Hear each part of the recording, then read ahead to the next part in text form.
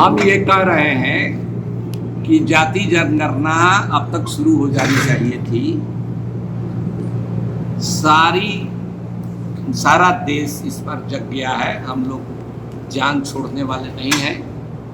जाति जनगणना करानी होगी और उसमें घाल-मेल करने का और किसी तरह से उलटफेर करने का कोई भी प्रयास हम लोग इस बार सफल नहीं होने देंगे। हम लोग मैदान में हैं, समाज के लोगों को जगा रहे हैं और इसकी तैयारी कर रहे हैं पूरे देश में। पॉलिटिकल पार्टियां करें जो करें, अच्छी बात है, करें। हम लोग समाज के तौर पर करें। जातीय जनगणना से हमारे समाज को क्या बेनिफिट्स हैं? हमारे समाज को ये बेनिफिट होगा कि सब काम इस देश में जाति पर होता है, धर्म पर जनगणना होती है, पेड़ पौधों जानवरों की गिनती होती है। जाति इस देश की हकीकत है, चाहे हिंदू हो, चाहे मुसलमान हो, चाहे सिख हो, चाहे ईसाई हो, सब में जातियां हैं। तो उनकी गणना होनी चाहिए, क्योंकि जाति की गणना होगी तभी ये जो सांप्रदायिक पोलराइजेशन जिसका हमने बैनर टांगा है उसका इलाज भी तभी होगा। लेकिन पब्लिक का तो कहना है कि इस तरीके से समाज में लोगों को बांटने की कोशिश की जा रही है। समाज को आज से नहीं बटा हुआ है, जाति हजारों साल से बटा हुआ है। और बीमारी का पता लगाना जब तक नहीं चलेगा तब तक इलाज कैसे होगा?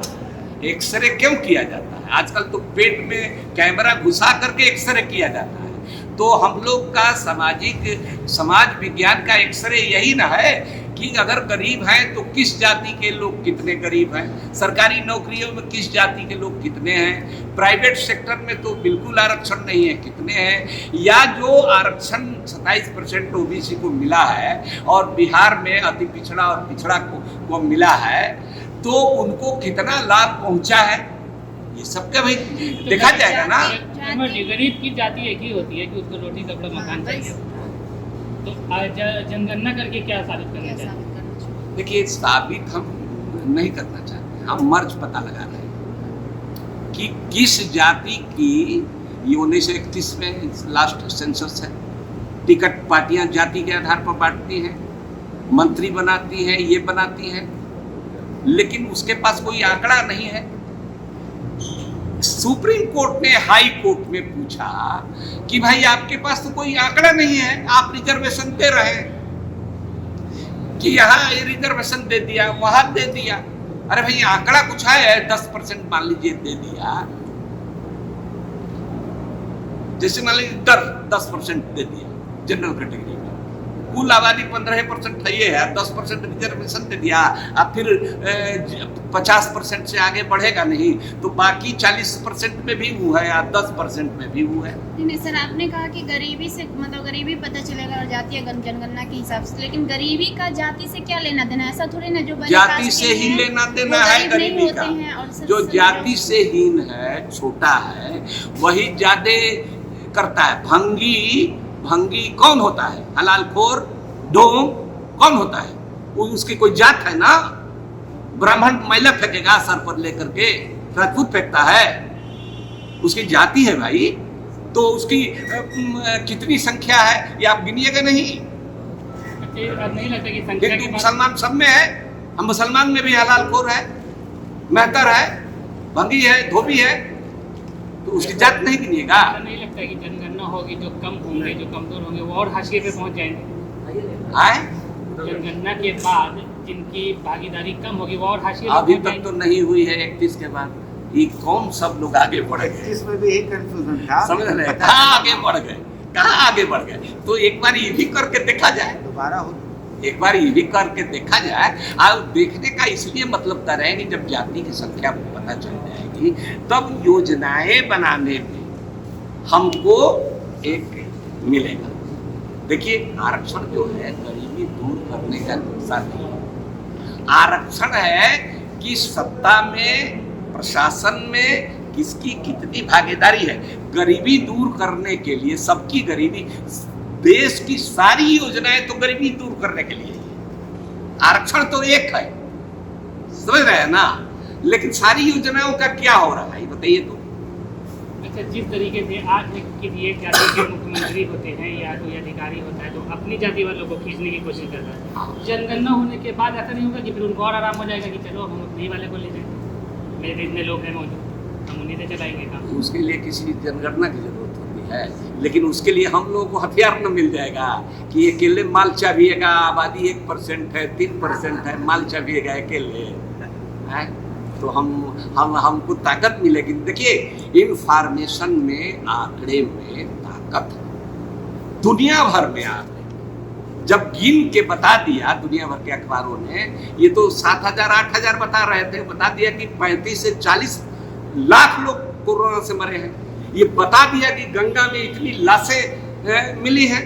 ये आंकड़े से न होता है भाई।